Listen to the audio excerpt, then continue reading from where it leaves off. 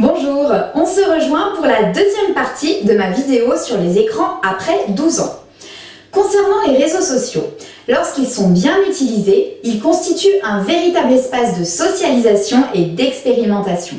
Ils sont positifs lorsque les liens noués à travers les écrans sont maintenus et renforcés par des liens dans la réalité.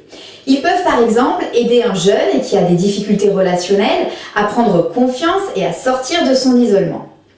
Par contre, ils deviennent néfastes lorsque le jeune ne les utilise pas comme un espace d'échange avec ses amis, mais dans une recherche trop importante de valorisation narcissique, par exemple une course au like.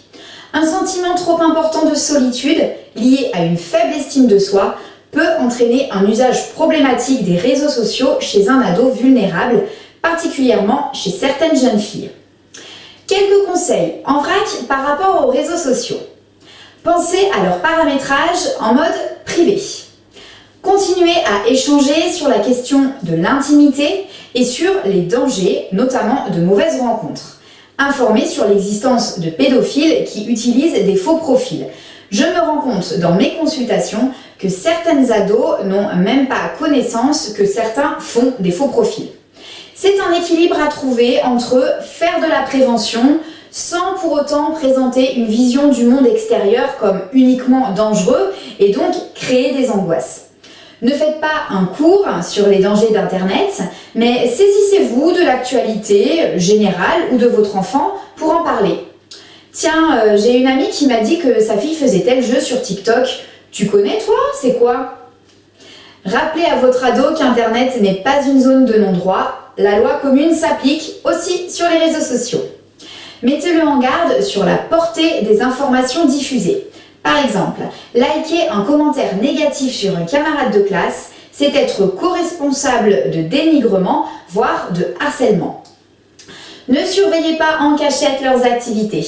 En dehors des problèmes de confiance que cela soulève entre vous et votre ado, il a été montré que les jeunes s'en aperçoivent très vite et adoptent des stratégies de dissimulation, avoir plusieurs mails, plusieurs pseudos, pour échapper à l'emprise du contrôle parental. Ne devenez pas non plus amis avec lui.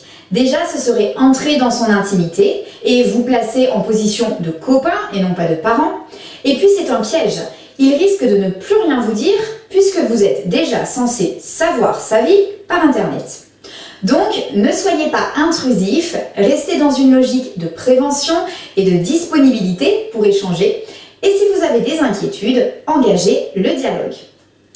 Concernant les jeux vidéo, les dernières études montrent qu'au-delà de la violence des contenus des jeux, à ce propos, je vous rappelle le site internet pédagogeux.fr, ce serait aussi la compétition stimulée par les jeux en ligne qui favoriserait l'agressivité des joueurs dans la vie réelle. Ce sont souvent les jeux de rôle multijoueurs qui sont le plus à risque d'entraîner une pratique excessive et donc un isolement et un mal-être. Mais gardez bien en tête que généralement, un ado qui se réfugie dans les jeux vidéo a déjà un mal-être à la base. C'est pour ça qu'il s'y réfugie. La surconsommation des jeux vidéo est bien souvent le révélateur d'un problème ou d'une souffrance sous-jacente et non la cause. L'ado l'utilise comme un moyen de fuir une angoisse ou la réalité extérieure qu'il vit comme trop difficile. Mais il est vrai que les jeunes sont particulièrement vulnérables car avant l'âge de 25 ans, on n'est physiologiquement pas totalement capable de contrôler ses impulsions. Les concepteurs de jeux vidéo exploitent cette vulnérabilité, quel que soit l'âge du joueur d'ailleurs, en mettant en place des systèmes de récompense-sanction basés sur la peur de rater quelque chose d'important qui entretiennent donc la dépendance des jeunes à leurs jeux vidéo, comme pour les jeux de hasard et d'argent. Le principal danger, c'est que ces jeux vidéo en ligne n'ont pas de fin. Pour évaluer le niveau de risque lié à un usage intensif des jeux vidéo, Serge Tisseron propose aux parents de poser 3 questions à son ado. Joue-t-il seul ou avec d'autres? Et si avec d'autres, est-ce qu'il les connaît ou non? En général, un enfant socialisé dans sa vie scolaire ne joue pas seul. Lui, arrive-t-il d'avoir des pratiques de création? Par exemple, fabrique-t-il des petits films à partir de ses jeux? Et a-t-il pensé à faire son métier dans les professions des jeux vidéo?